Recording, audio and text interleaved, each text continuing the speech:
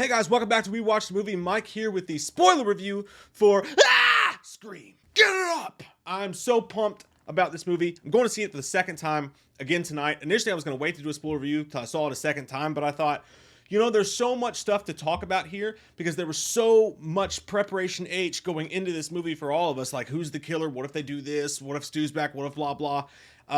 There's so much that didn't happen that's worth talking about as much as the stuff that did happen. So what I'm going to do is I'm going to cover the main stuff in here, the stuff that our buttholes are burning to talk about. And then on Monday night, we're going to have a spoiler stream where we can all come together. We can cover every nook and cranny of this fucker. And together we will talk the spoilers. We'll talk about the things you guys want to talk about. We'll talk about the other things I come up with after the second time seeing it. So we're going to go over the basic spoilers today, but we're still going to have a good time in the panty drawer. You know what I'm saying? Let's fucking get into it. The opening scene of the movie was good. You know what I mean? Like, it was good. It was Jenna Ortega, which, they didn't give it away in the trailer, but you wonder if that's what, it just had that opening scene feel to it. And that's what it was. That was the opening scene, right? So, and guys, please don't, obviously, if you're here, see the movie first. Go see the fucking movie. Don't let me tell you about the movie. Go see the fucking thing. But first off, by the way, I love the movie. Gave it an 8.5. We'll talk about all that as we go. But in my original review, if you want to check that out first. But yeah, the opening scene, I thought it was good. I thought Jenna Ortega was good in the entire movie as Tara. I thought she did a good job. But what I loved the most about it was that they gave Ghostface some room to breathe. And that, I mean, when the phone rings, he actually pretends to be her mom's boyfriend. And like, he tricks her, and like, so you get a lot of Ghostface dialogue in that opening scene, and it was just like a warm, welcoming feeling. That's a little fucked up for a guy who guts people, you know what I mean? But I mean, it felt like the original as far as the phone call went. They didn't try to do some crazy shit they did in Scream 4 with the super meta stuff. It was a new character, so it was the best opening, I think, since Scream 2. And I think it was the best movie also since Scream 2. I haven't decided on where I land between those two, but we'll have a ranking up later, so we'll go through all that. But that was my favorite part, is that Ghostface got to trick her a little bit. He got to be clever. He got to fuck with her on the phone. I feel like those phone conversations have gotten a little bit rushed in the sequels. So I love that scene. It was weird that she didn't die. The first Scream opening scene where the opening character did not die. And that was weird. And to the point where it got to a point where he was stabbing her so much, though. It got pretty brutal, even though she didn't die. He stabbed her so much. He stabbed her so much that and snapped her leg, and that was gruesome. And then he puts the knife through her hand, which is fucking gnarly as shit. But once again, he stabbed her so much that I started to think, even though I saw her leg in the wheelchair in some of the screenshots and knew, okay, she must survive the attack. Even though I knew that, he was stabbing her so much that I was like, oh shit, that was just a red herring. She's fucking dead. She's deader than the fish I ate yesterday. But she lived. She survived. And that was weird for me because it does take some of the edge off, I think, to have the opening kill, like, as good as it was, and they did a great job with it. And then, of course, perfect, right when he goes to stab, the scream thing comes up.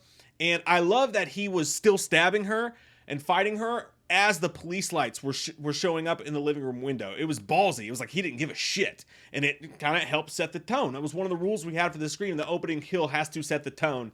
And while I think it could have been better, I think it was good enough. Like, I think they did a good job of setting the tone. And man, just that scene where he was fighting with her. And this scene was even in the trailer too a little bit, but the scene where he's fighting with her and he stands up and looks over top of her, when that happens, I literally smiled. I was like, oh man, this is fucking awesome. I missed you, Ghostface. It felt good. It felt nice on the whole. But then the scream drop happens, perfect placement there, and the thing goes on. But, I think it's a microcosm of the movie, really, because they did a great job. They really made it feel like the original Scream. But at the same time, I think some of us, where there were so many places this could have gone, so many wild and crazy fucking kids things they could have gone with the opening kill. So many, is it going to be Nev Campbell? Oh my God, are they going to kill them all off? Like, what are they going to do? There were so many things, so many options on the table, so many wild things they could have done that it almost felt pedestrian to just have it be Jenna Ortega and have her survive it. I get why people feel that way, but I think that's an expectation and hype feeling versus a fair way to judge the movie as a whole. And that's how I felt about the opening too. So a microcosm of the whole thing was that opening. It was amazing. It was great done. But in your head, if you had some fucking crazy, wild, oh my God, we're going to be talking about this for months scene happen, it's never going to live up to that. You know, unless they like brought Stu back or something. Which they fucking don't. That part sucks. I hate that they didn't bring Stu back. You guys know that was a big blow to my fucking bring Stu back hopes and dreams. But hey, there's always the sequel, baby. There's always the sequel to bring Stu back. Especially because one of my favorite characters was Jack Quaid. And I just thought that he was so Stewish. Like, I thought there was going to be some goddamn connection there because he had it, man. He had some of that Stu energy that so rarely people have. That one scene at the end when Ghostface runs by and he goes, oh my God, Ghostface! That was so fucking Stu energy that I thought it was happening. Now, well, we'll get into the killers. I don't want to talk about that just yet. We'll save that for the end. But yeah, bummer that Stu didn't come back. But back to where we were. I love the opening kill. I thought they did a great job with it. The ultimate death scene of the movie for me was no doubt Wes Hicks, Dylan Minette's character. Not in importance. Not by level of importance, but just by pure gruesome special effects badassery. Now, they told us about this scene in one of the Scream updates we did. The special effects guy was like, hey, you know that scene in Rambo 3 where Rambo has the wound and he fills it up with gunpowder and then blows it up? There's a scene that's like that you'll think is CGI. It's so cool and done so well, but it's actually not. I expected to actually see fire. Like, me being like the slow thinker I am, I thought that like, okay, we're literally gonna get the exact same Rambo scene. He's gonna use gunpowder to kill somebody. But this is the scene he was talking about because Dylan Minette, he takes that fucking knife and he just slowly puts it in. I mean, you see it fucking just go in there and then he leaves it fucking dangling, man. Dangling there like a death wiener, like a wiener of death. Just dangling from his goddamn neck. And like the blood wasn't even really spurting out of it. It was just fucking gross. And it was awesome. And it was the best kill of the movie. It was fucking cool, man. Bravo to the special effects team for that. That is going to be, we're going to do an entire top 10 Scream kills of all time. That's definitely making the goddamn top 10. So probably will another one in this movie, but that was the kill of the movie, I thought. What led to that though was actually really good too. The best jump scare of the movie was Judy Hicks' death. Now, her son's upstairs showering, using the Axe body spray, going to town on his skinny abs, just taking care of himself in the shower, has no idea what's going on. And by the way, it'd be funny as shit if right when Ghostface killed him, he was like, "You smell terrific." Turned around and did that Ghostface runaway. But no, Judy Hicks's death was the jump scare of the movie, in my opinion, because she fucking gets it, man. So when he calls her and he's like, I'm gonna kill your son, I'm gonna kill your only son. He's upstairs showering and she's running home in that classic, oh my God, I gotta get there before the killer. The same thing that happened with Cotton Weary and his girlfriend. I gotta get there before the killer kills her. So all you're thinking when she parks that car and goes to run in the house is, what's gonna happen once she opens the door? Your mind is not at all focused on the door to the house. And when he pops out in front of the door and stabs her, fucking great scene, man. That was a great, super surprising kill. And it harkened back to the original opening with Drew Barrymore just a bit because it was in broad daylight outside in front of fucking everybody. She was within arm's reach of help and couldn't do anything. And he just left her there. Amazing scene. The Judy and her son's death were two of the best of the entire movie. So I want to talk about it. I love that. Let me talk about what I fucking hated. All right, what I hated, and this just makes me fucking sad, man.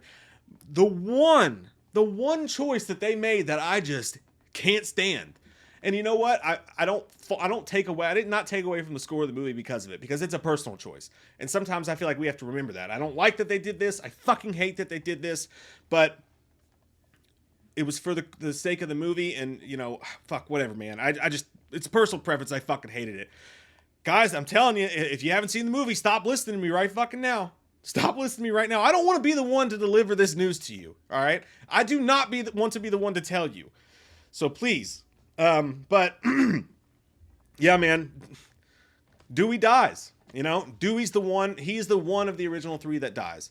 And motherfucker, did it hurt. I mean, like, he walks out, he saves the day, and he's a badass in that scene too. He shoots Ghostface several times, shoots him into that case or whatever, and Ghostface isn't dead, But at that point, I thought it would be cool. What if Ghostface is dead and Dewey gets his revenge? Then they reveal the killer and they think it's over, and then the killings start happening again.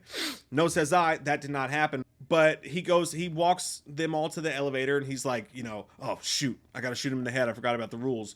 And she's like, no, you don't. He's like, I do, or whatever. The elevator closes, and Dewey just has this amazing badass moment where he walks over to him, and you saw a little bit in the trailer, and he refills the bullets on his gun, and he goes over to him, and right when he's about to do it, his phone rings, and the most twisted, knife-twisting cruelty about the whole thing is that it's Gale calling him. He looks down, Ghostface pops up, stabbed him. You know he's fucked. And it's so sad, too, because leading up to that, the fight that him and Ghostface have was the most tense I was the entire movie. When Ghostface and him are fighting, I was going, oh, please, no, God, no, not Dewey, not Dewey, not Dewey, not Dewey. I was like on the edge of my seat, and I was in the movie theater by myself. Like, like I'm sure there's people looking at me. I was like, stop, you're hurting him, But they're like, that's why that guy's in the movie theater by himself. But that fight scene was great, and I was like, please, not Dewey, not Dewey, not Dewey. And then he gets through it, and you're like, oh, fuck. And then he goes back and that phone rings. You're like, God damn it! Fuck, why Dewey? Why? But yeah, he kills him. And he kills him. Thank God, they gave Dewey an excellent death. Because, for two reasons. One, because it was one of the best kills of the movie. When he's fighting with him originally, he goes, not today. And he kicks his ass a little bit. And you're like, oh, thank God. But then when Ghostface sticks him, and you think, okay, well, Dewey's been stabbed before. And right about the time that thought goes through your head, he pulls up on the knife and a bunch of stomach blood just hits the floor. And you go, oh, fuck it. And then you're like, well, maybe, people survive crazy. And then right about that time, he stabs them in the fucking back. And then you go, I mean, he could still, but then he pulls that one up and you're like, oh, you're fucking French toast, dude. It's over. And, oh, God. And then, but he pulls up on both of them and then he pulls it out and does this cool fucking, showmanship thing. And then he's like, yes, today. And he's like, that's when he says, it's an honor. And I was like, God, it's a fucking travesty, you piece of shit. Fucking Dewey, man. My favorite character in the Scream franchise just fucking died.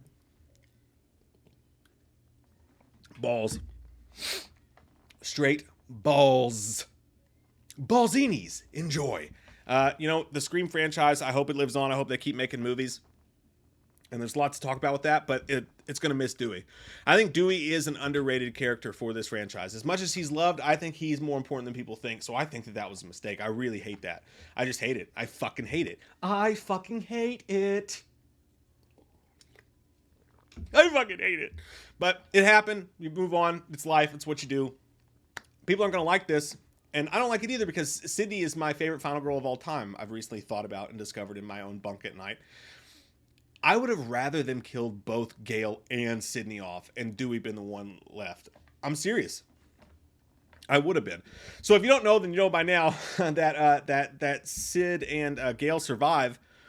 Here's my question, and we got a lot to get into in between now and then, but was this really a send-off for them? I mean, at the end of the movie, they're sitting on the ambulance, and she's like, well, I wanted to kill him because my kids are never going to be safe again, which was a great reason for her to come back. They gave her kids, and then you're like, oh, why would Sydney come back again after everything?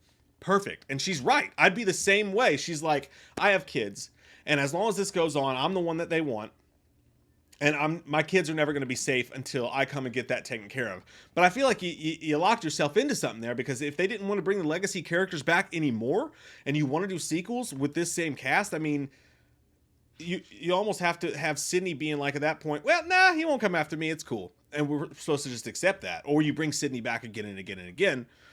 I'm sure they'll figure it out. But I thought that was kind of a weird thing. Like, it was less of a send-off for these characters than I thought it may be, unless you're planning on bringing a couple of them back. But who knows? We'll see. Maybe they'll be the fucking killer in the next one. It'll be Sydney and Gale. Like, we're tired of this fucking shit. But, I thought Courtney had a nice send-off. The best send-off to me was Courtney and was Gale and Dewey's relationship. Because that was the one emotional scene for me in the movie. I actually teared up when they're talking on the street and they have that moment together. And then you find out that actually, in a twist surprise, Gale didn't run away from Dewey this time. Dewey ran away from her. Dewey left in the middle of the night because he just couldn't be in New York City anymore. I thought that was an interesting twist because Gale's always fucking him over and flipping on him. But that was an interesting twist. But another moment that got me was when he was like, yeah, like I'm a coward. And she was like, Dewey, you're a lot of things. You may be a lot of things, but one thing you're not is a coward. That hit me in the feels. That hit me really fucking hard, man. Because, you know what they've all been through and all that stuff like that. So that's movie magic right there. That was a beautiful scene between the two of them. I thought it was a beautiful send-off between them. You got to see when Gail was mourning over him and she's like, I lost my best friend. Like, all that shit was just, it was really, really well done. And it was the emotional anchor of the movie, no doubt about it. And I like that she got some of her revenge on the killers for that happening. But just, yeah, fuck, fuckity fuck, biscuit fuck. And then at the end, she's like, hey, I'm not writing a book. These fuckers can die in anonymity. I thought that was a nice, for all the meta stuff we talk about, for them talking about fanboys and stuff like that, that was a nice little play on how famous we make, serial killers and people who do bad shit. That was a neat little play on that, I thought. But some characters that I thought were really interesting died off way quicker than I would have liked, which isn't a knock for the movie. That just means that they did a good job making the characters interesting. You know what I mean? Who was it? So Kyle Gallander's character. I thought he was going to have a little bit more of a prominent role. He shows up, starts some shit, and then just gets booped. He just got booped right in the neck. Ghostface comes out. You saw part of the scene in the trailer. Boop, right in the fucking neck. Boop, you're dead. Boop, bye Kyle Gallander. It's fucking over. See ya. You know what I mean? That was a quick death. It was a cool death. It looked cool. But I think his whole purpose in the movie was just to make all of us think that the killer was possibly Mason. But we're smarter than that. We've seen the stab movies before. But, it was another person that died, so who really gives a shit? But one person, honestly, I hated to see Liv go out the way she did. And she's the one with the dyed hair. I liked her character a lot. I actually enjoyed it. I don't see a lot of people talking about her. I liked her. I thought she was good. So when she dies with a quick fucking boop of her own, a headshot, I was like, oh, damn, that fucking sucks. Shit. But then again, I mean, she did get to go out during the killer reveal, so it was a big spot. But I wouldn't mind seeing her survive. But everybody can't fucking survive. You know what I mean? It's a goddamn horror movie. What are you going to do? And one more time, I just want to mention, in case I didn't say it, I thought Dewey had one of his best roles. I thought he had a great send-off because I thought he was badass. I know he was rough and he was going through it and he climbed inside the bottle and he was asked to retire and that shit was heart-wrenching. It was sad. But he did get to go out as a badass. And I feel like for a guy who never got respect, who was always kind of shit on, and he still calls himself Dwight even though everybody calls him Dewey, in this one he got to be the badass, And that was a nice final character arc for him. That I don't think people will talk about as much. So that was cool. And one of my favorite things about the movie, by the way, thank God, I didn't think they would do it. I really didn't think they would do it. But when Dewey steps on screen, they actually play the motherfucking Broken Arrow theme song for him. Fucking radio silence. You guys fucking get it, man. I just didn't think that would happen. Because it was from another movie and it was used. And I just didn't think that would matter as much to them, but we got it, man. And it's not on the soundtrack, but so when Dewey comes up and he decides to help, you hear that dum dum dum dum dum dum, and I was like, "Fuck yes! I love it so much I can't take it in my butt." But yeah, that was great. So fucking here's to you, Dewey. Or we shall call him Dwight forevermore. I have heard some people say that they didn't like Sam, Melissa Barrera's character. They didn't think she had the it factor for Sydney. I thought she was good. I liked her. I thought that she was. I don't know how to explain it, but I liked her. I liked her. I'm looking forward to seeing what she does with that role in future hopeful movies. But we'll see. And I'll take another look at it again when I watch it today. But there was a lot going on in this movie.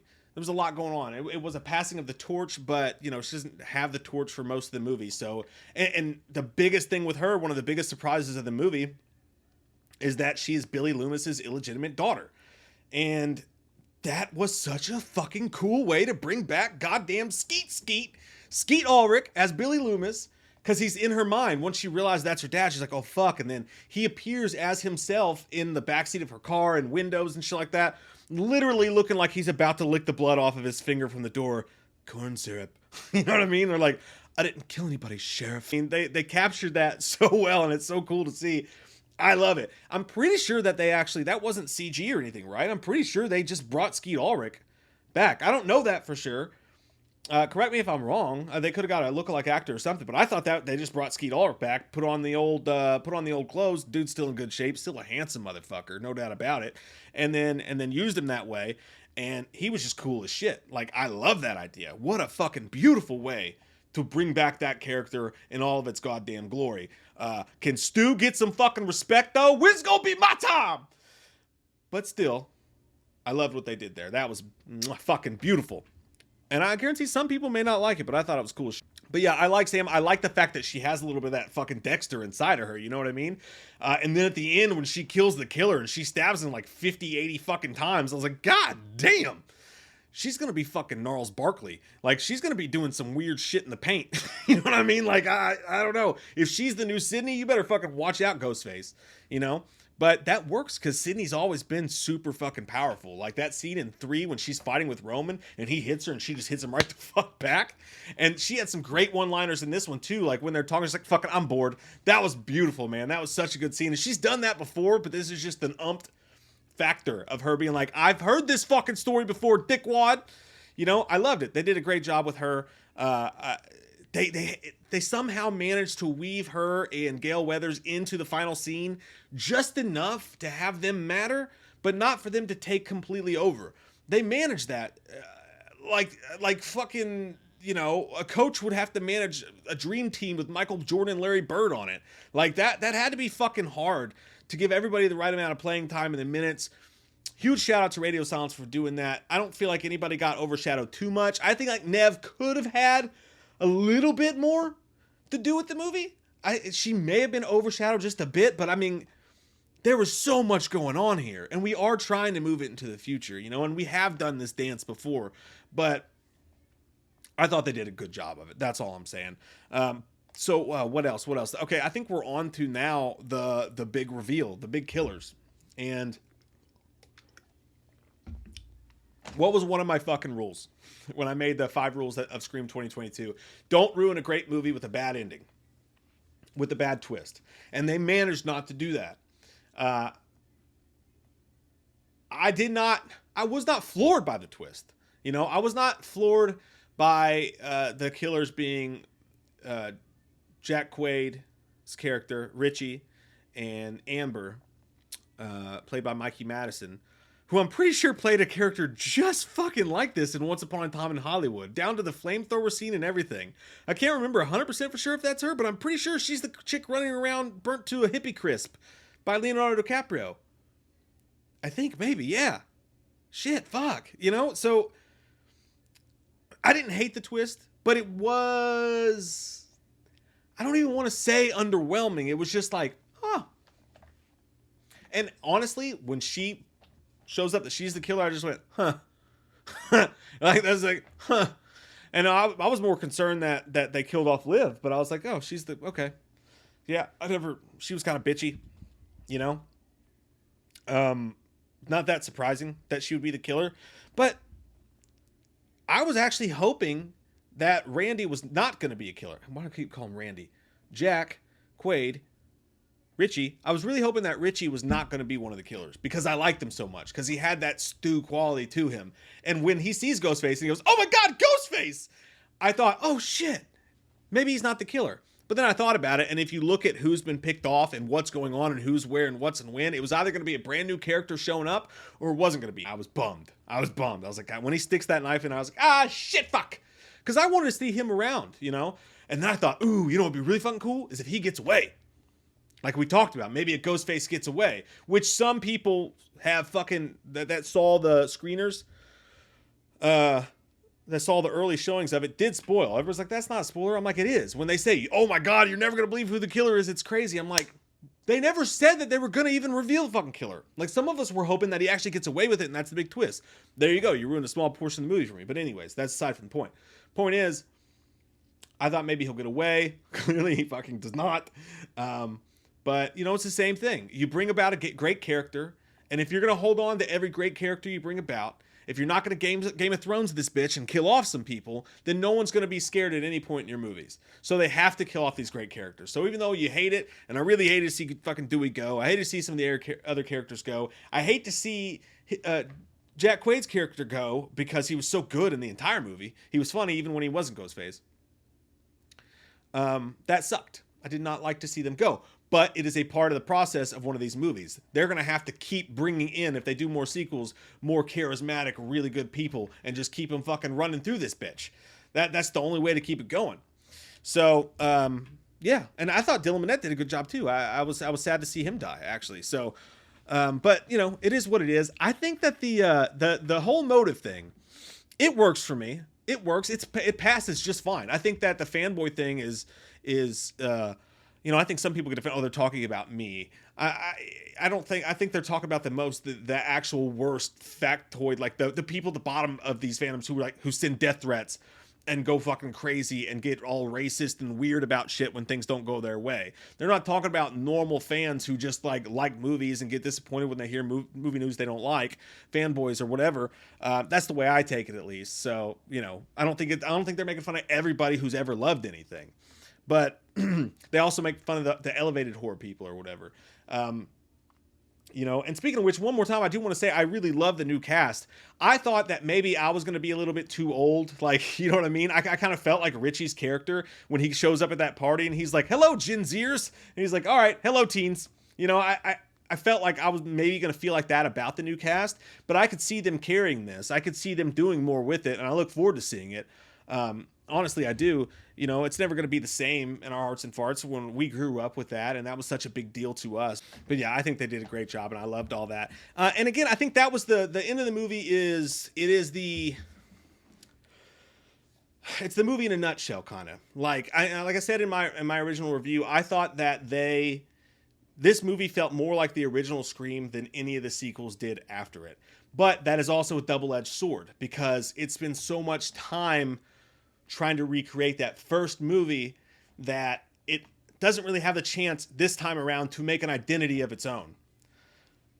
Now the sequel, in a weird reversal of fortunes, we used to say, hey, you know, the original's the only one that can truly break new ground, right? The sequels are always the duplicates. In this case, with a requel, and you have to go back and Force Awakens it like they did, I think that a sequel is the only movie that has a chance to truly break new ground and set its own legacy.